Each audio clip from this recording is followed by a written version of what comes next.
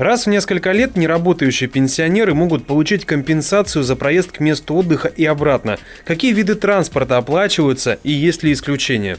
Перечень, по которым производится оплата стоимости проезда, включены воздушный транспорт, автомобильный, железнодорожный, морской транспорт. Оплате не подлежит стоимость проезда, если проезд был осуществлен на личном транспорте.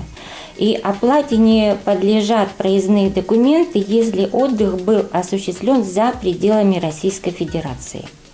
В 2016 году проездом воспользовались 3500 пенсионеров.